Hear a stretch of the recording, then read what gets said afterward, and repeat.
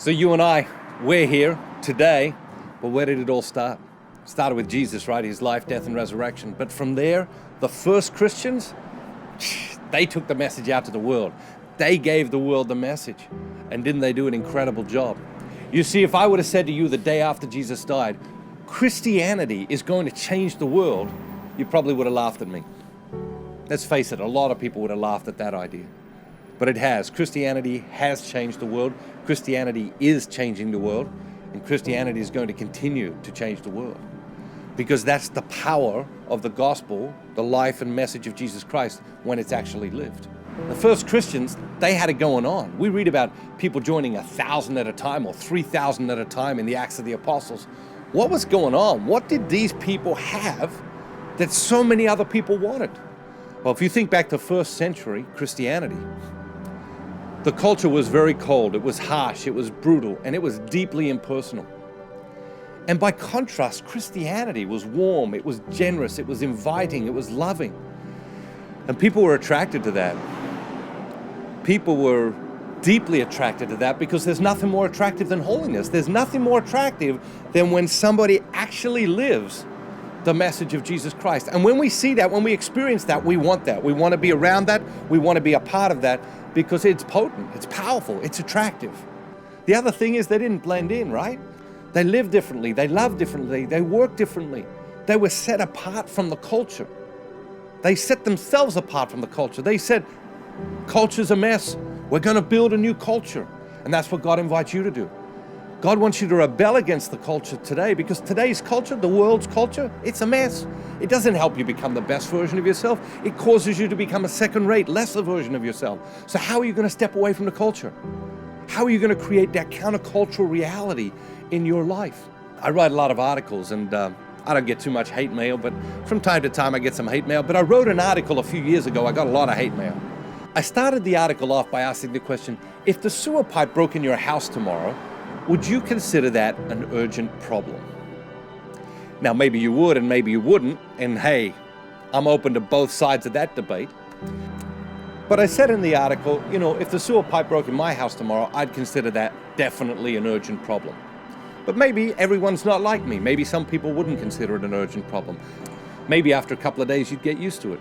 Maybe a few days after that, you could let the kids play in it. And they could have all sorts of fun playing in that raw sewage.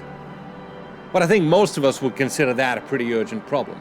I then asked the question, how is the sewer pipe breaking in your house different to television? I mean, television just streaming this rubbish into our homes every single day of our lives, every minute of every day of our lives. How's a broken sewer pipe different to television? I think that's where I started getting into trouble with the article. Then I challenged the reader, unplug your television for a month. Tell me how your life is different. But let's do the experiment. Unplug your television for a month. Don't just say, I'll turn it off, because you'll turn it back on. But unplug it, dethrone it, take it down off its altar, put it down in the basement for a month. And then tell me, how's your family different after a month? How's your house different? Is it more peaceful? Do you have better conversations with the people you live with during that month where there's no television?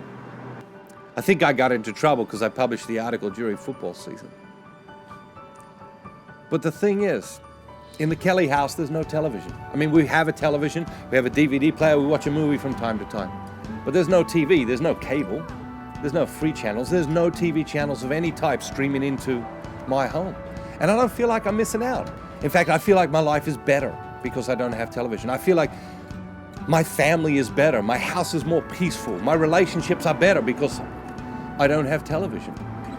But sometimes we just accept what the culture's selling us as if, oh yeah, it must be the right thing or it must be the best thing. But there's dozens of cases where it isn't. And here's the thing. For you, it doesn't need to be television. For me, it's television. You know, my wife and I, my family, we've set up a beachfront, a countercultural beachfront. We've said, in this thing, we're stepping away from the culture. And you need a countercultural beachfront in your life as well. You need some point where you say, you know what, I'm stepping away from the culture. I'm going to rebel against the culture. I'm going to celebrate the best version of myself. I'm going to walk with God. I'm going to be countercultural. 2,000 years later, the legacy of the first Christians is still with us in the church. And you can say a lot of things about the church. But one of those things has to be the church is absolutely countercultural. The church is inviting you to a very different life than what the world is inviting you to.